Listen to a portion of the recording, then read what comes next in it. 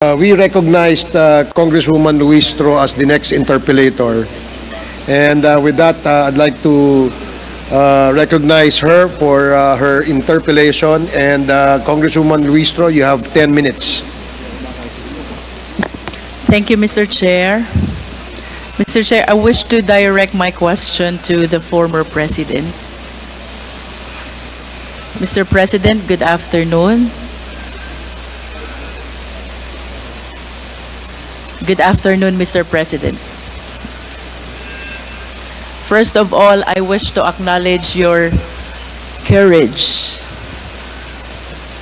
in taking full responsibility, full legal responsibility to all the victims of war on drugs, both legal and illegal, as you have mentioned, Mr. President.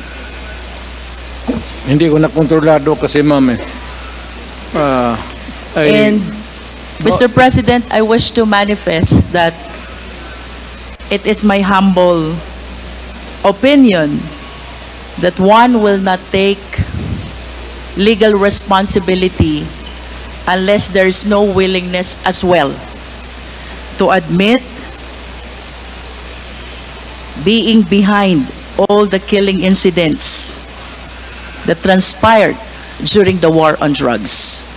It is therefore the humble submission of this representation, Mr. Chair, that with that statement coming from the former President, he acknowledges that all the killing incidents during the war on drugs spring from his order to kill drug personalities. That is a manifestation, Mr. Chair. Mr. Chair, I understand that the resource speaker, the former President, is a lawyer. Mr. President, may I request that you educate the Filipino people, and I am certain that you understand what conspiracy theory is all about. Please educate us, Mr. President.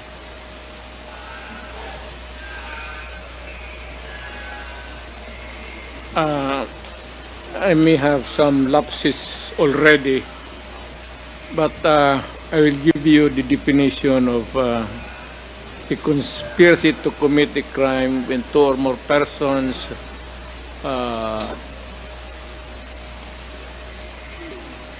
decide or discuss to commit a crime and actually do it. More or less ganon ang takbo ng ano. Thank you, Mr. President. And you will agree with me, Mr. President, that under the conspiracy theory, mayroon pong tatlong klase ng principal. One is principal by inducement. Two is principal by indispensable cooperation.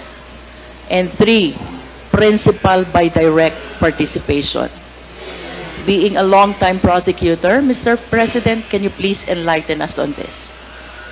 Well, one is yung induce. It could be an inducement could be money, usually, or inducement by a woman to a man to kill her husband so that they can live forever happily ever after. Or a group of persons, a sindikato, lahat, what is illegal, gambling, smuggling, these are they are the conspirators of crime. So you have explained, Mr. President, principal by inducement. It could be money, it could be an order by a person who have influence over another. Inducement. How about principal by direct participation, Mr. President? You actually agree with one another to commit a crime and you participate. Thank you. And how about principal by indispensable cooperation? Well, is in the sense that, for example, if there is no way of traveling from one place to another, and you are the only person who can provide the transportation, a vehicle, and that is would be indispensable cooperation. Without the vehicle, you cannot commit the crime. Thank you, Mr. President, for enlightening us.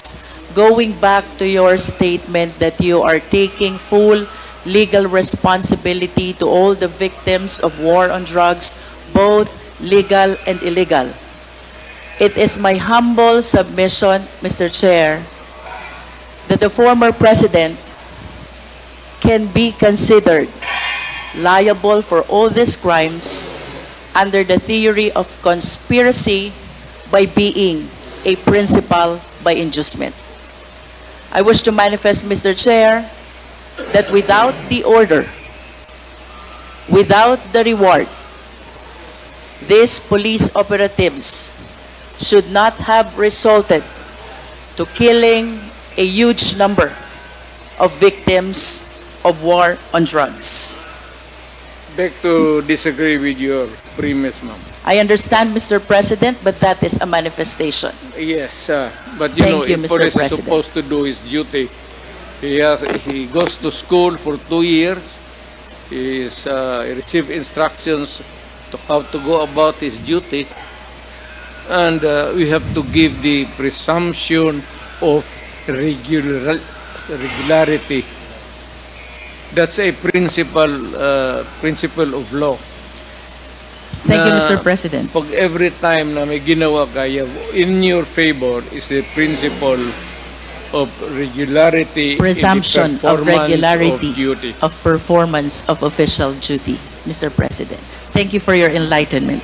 Mr. President, I wish to ask, with all due respect, considering your statement of taking full legal responsibility, both to legal and illegal activities, can Well- I equate this statement of yours to an extrajudicial confession of guilt? Well, in a sense, yes. Wala na akong magawa eh. Are you saying yes, Mr. President? Yes, because I ordered the campaign against the drug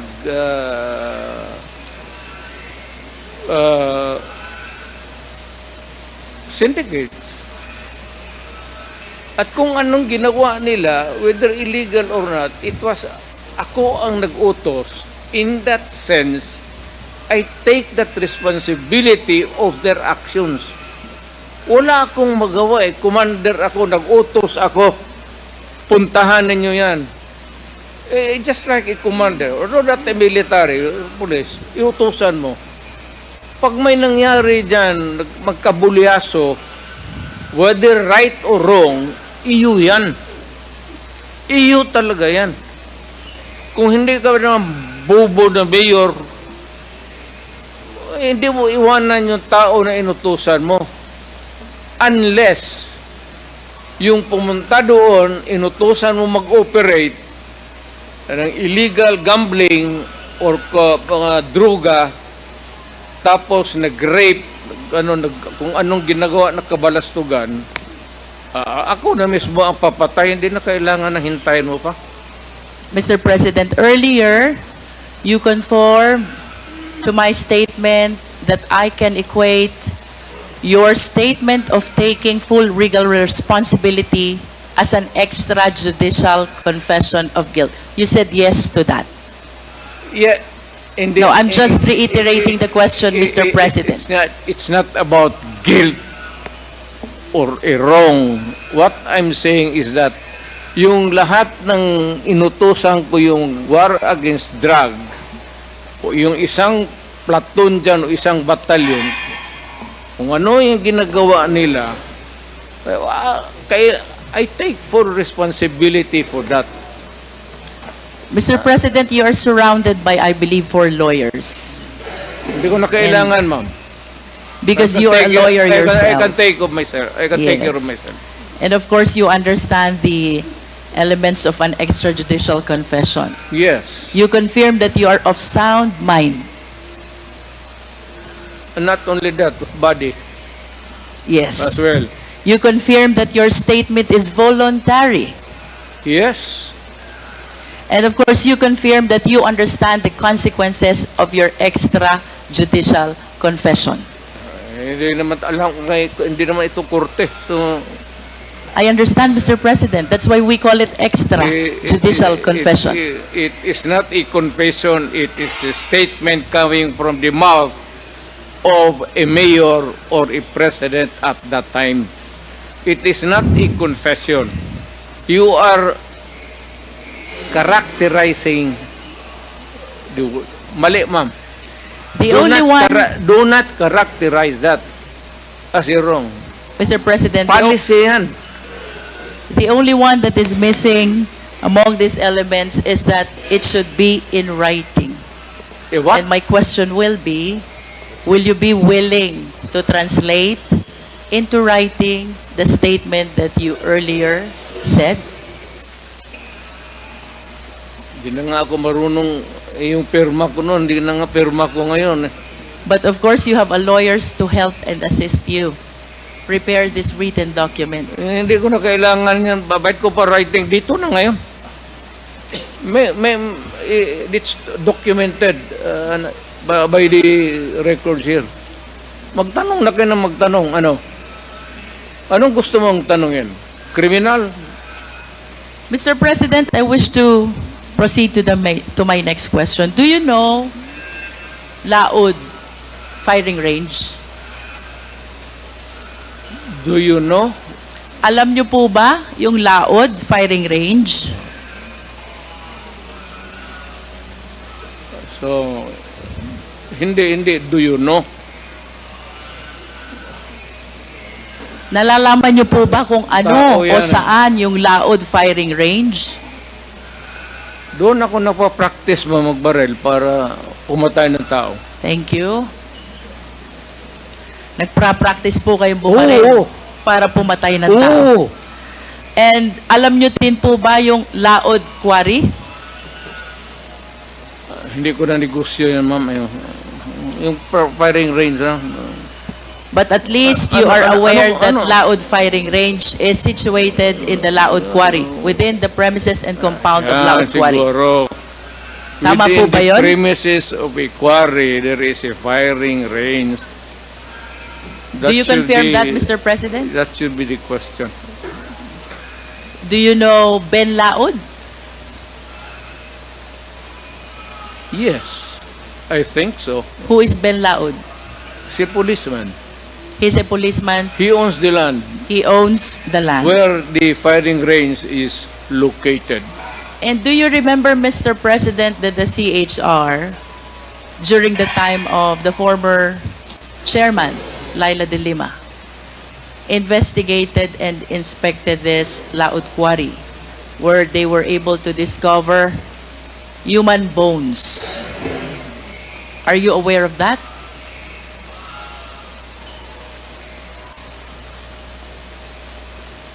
Sino ma? Who investigated? Panahon po ni Chairman Laila de Lima sa Commission on Human Rights. Sorry, I do not know her. Nag-imbestiga po ang CHR Ay, tungkol siguro. sa extrajudicial killing kung saan nakadiskubre po ang taga-CHR ng mga buto ng katawan ng tao. Kayo po ba ay aware dito? I am aware of only one bone. Dala-dala ni... Sino yung sinabi mo? Binalot CHR niya. former chairwoman, Laila de Lima. It's there. Hindi... Isa lang po. And you are aware also that the former DOJ Secretary, Vitaliano Aguirre, represented Ben Laod in the investigation of the extrajudicial killing. What do I know about the investigation? Or If you about are aware, Aguirre? Mr. President. Yes, Aguirre is my... Are you associated? Of course, you are associated to Vitaliano Aguirre as a matter of fact. Is my contemporary. Sa eskwelahan, no? And during your time, you appointed him even as the DOJ Secretary. Tama po ba? Yes. Because bright. During that time, Mr. President, you were the mayor. Tama po? Mayor of Davao City. No, I cannot appoint a secretary. Hindi ako, mayor lang ako po. So, it has to be Now, let me rephrase my question, Mr. somebody President. else's job, not mine. During the time when these extrajudicial killings happened, you were the mayor? Tama po ba yun? Well, not only during my time as mayor. Was there any point in time, Mr. President, na pinaimbestigahan nyo po itong mga buto ng tao na nakita sa Laod Quarry? Dala nga ni sino yun?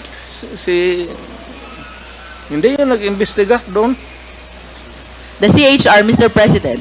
Oh, si CHR. Kayo po ba'y nagpa-imbestiga? Even during your time as mayor or during your time as president, pinaimbestigahan nyo po ba itong mga buto na nakita sa Laod Quarry? Buto dyan na, maraming buto ng tao na... So you did not initiate any investigation? Of course. Mr. President, I will proceed to the next question. On December 31, 2004, nag-conduct po ng raid ang PIDEA 11, headed by Superintendent Wilkins Villanueva, joined by some operatives of PIDEA Manila, National Headquarter. 6 po yung Chinese na napatay.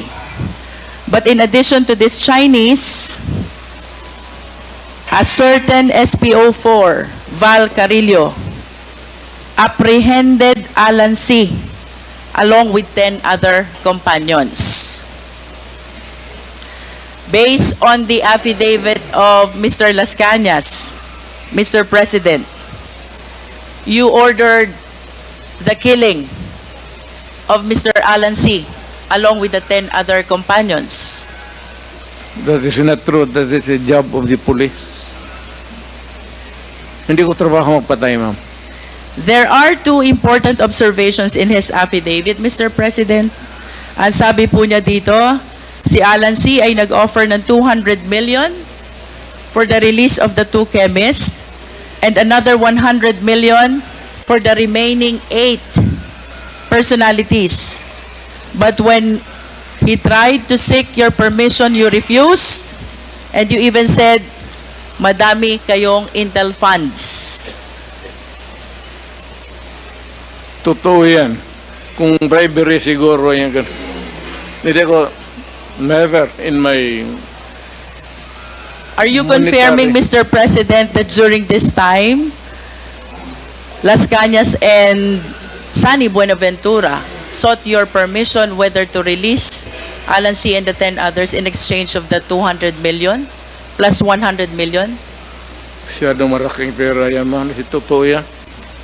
You are denying it, Mr. President. Of course.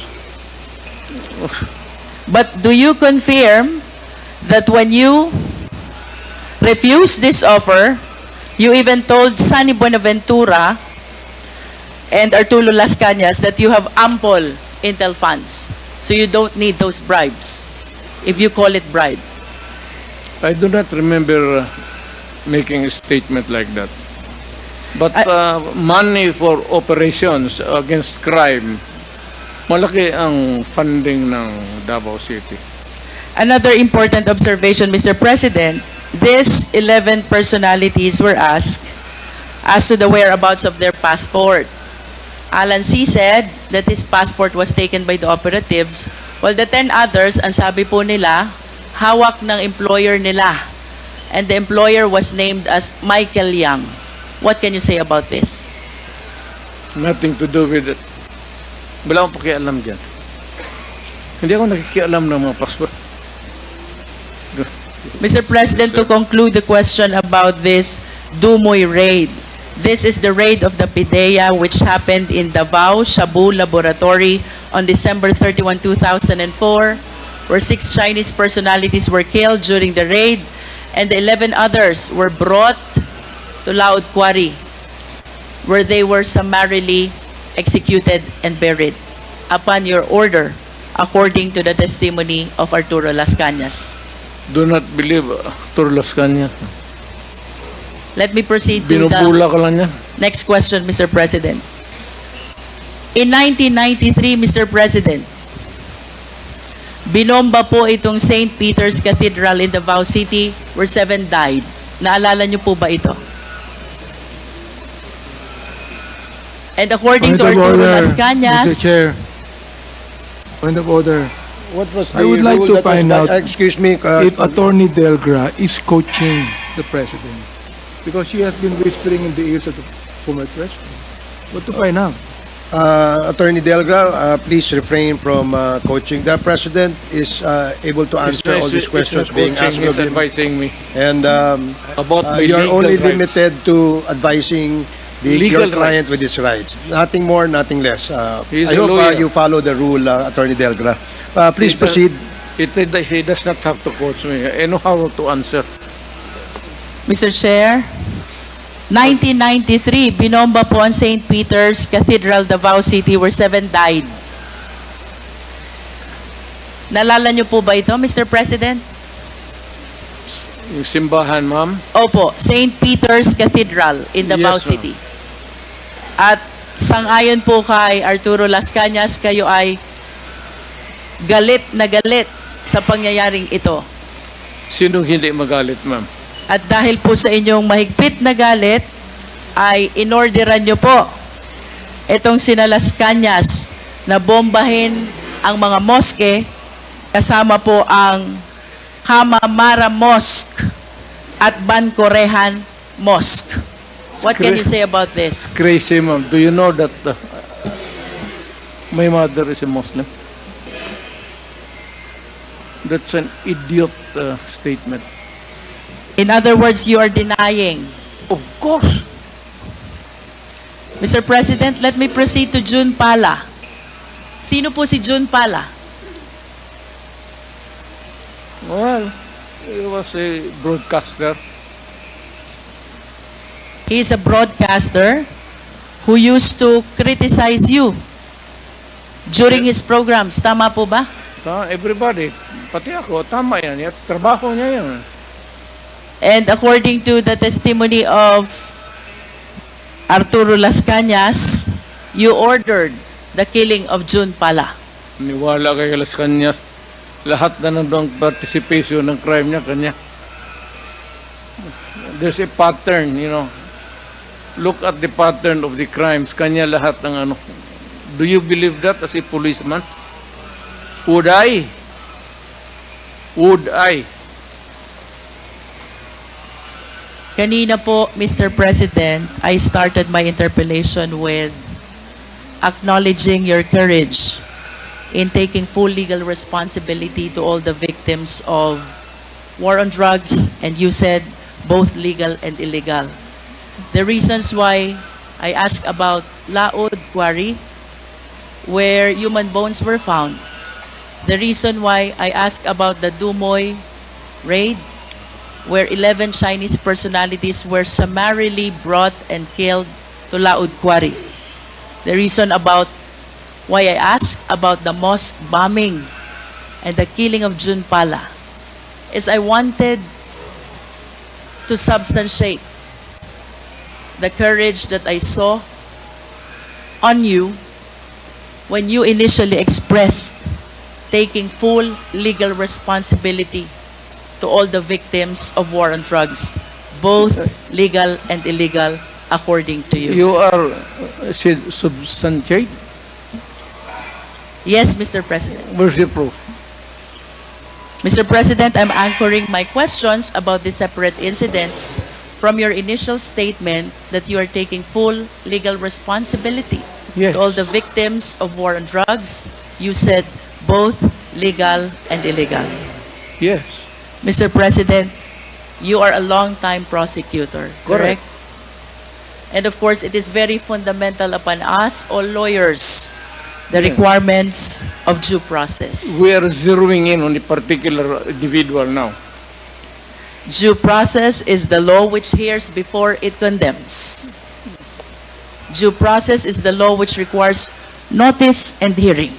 If you say so.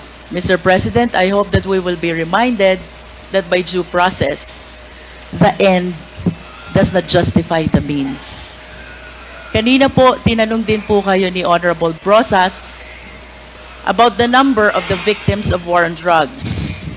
Tinanong po kayo about statistics, and you lamented na hindi nyo po alam or dala yung records. Now, I want to share to the public the statistics of the victims of war on drugs. We are... Mr. President, this is from PIDEA. I think this is a consolidated effort of Karapatan, Global Witness, National Union of Journalists of the Philippines, the Supreme Court, Rappler, and the Philippine Drug and Enforcement Agency. We have 6,252 individuals in police anti-drug operations as of May 2022. 27,000 to 30,000 individuals, including those killed vigilant style. 427 activists, human rights defenders, grassroots organizers as of December 2021. Land and environment defenders as of December 2020, 166. Journalists, media workers, as of April 2022, 23 victims. Judges, lawyers, prosecutors, as of December 2021, 66 victims. And mayors, vice mayors, as of December 2021, 28 victims, Mr. President. Mr. President, my question is, when you implement war on drugs, did you strictly comply with the requirement of due process? Yes. Mr. Chair, I will wrap up. Thank you, Mr. President. Mr. Chair, it is my humble submission that contrary to the answer of the former President, I humbly believe that the former President and his war on drugs never complied with the requirements of due process. The statistics show, Mr. President, the huge number of victims of war on drugs. If my memory serves me right, during the time of Aquino administration, there are like around 200, and during the present administration, there are around like 200 victims as well of war on drugs. Given this statistics, Mr. Chair, this is almost or around 31,000 victims of war on drugs, if indeed they follow the requirement of due process. Wala po dapat ganito karaming patay. At ang dapat, maraming kaso na pending in court. I hope all of us will be reminded by the fundamental law that no person should be deprived of life, liberty, and property without due process of law. By Mr. President's own admission of his accountability, both to legal and illegal actions of the police, it is the humble submission of this representation, Mr. Chair, that the Quadcom is ready to make a recommendation for the filing of the necessary action in court. That is a violation of the law, RA 9851, Act defining and penalizing crimes against international humanitarian law, or at the very least, the murder cases as defined under the revised penal code. To finally conclude, Mr. Chair, last series of questions to Mr. President, again to substantiate the courage that he was able to show during the initial part of this hearing. Mr. President, in the past hearing of Quadcom, may 30 Chinese drug lords na napatay sa Davao Penal Colony. Are you willing to take accountability and responsibility also for this? Wala na ako niyan, ma'am. Nandito na ako sa Maynila. So, you are saying no. Oh, well, kung gusto mo isali yan, idagdag mo na, okay lang. How about the death of General Barayuga, the PSCSO Secretary? Are you willing to take full legal responsibility for this? I do not kill generals. The death of Mayor Aldong Parohinog and the 15 others in Osamis City, are you taking full responsibility on this? Hindi ako nagpapatay ng mga mayor, ma'am. The death of Mayor Espinosa of Albuera Leyte, are you taking full responsibility on this? Hindi ko, ma'am. That's my birthplace. The death of Tony Halili in Tanawan City. Malayo yan siya sa akin, ma'am. The death of Mayor Perez of Los Baños. Lalo na. Ibalik ko po dun sa una niyong sinabi. If you are denying all this, alin po yung tinutukoy nyo when you said you are taking full legal responsibility to all the victims of war on drugs, both legal and illegal? Yes. Kasi order ko kasi yung, that was my campaign against drug. Na yung, alam mo, maraming istasyon, maraming pulis. Kung nagkaletse-letse doon, hindi ka maghugas ng kamay. Dapat sabihin mo, akin dyan, kasi of course, nagkamali sila. Now, if there is an appropriate action na gusto ninyong ilabas, then file the case in court. Wala namang pigil. Matagal na yan yung sabi extrajudicial killing. I am challenging anybody or everybody who makes the accusation, whether it is really true or not, it may be true, file the case in court because may korte tayo. And even if I will admit na totoo yan, you have to go to court because I will make the admission there again. Are you saying, Mr. President, that when you go to court, you're willing to admit also your accountability for all the deaths during the war on drugs? Ay, of course, may abogado man ako, ma'am. Kung ano sabihin ng abogado ko, sunod ako.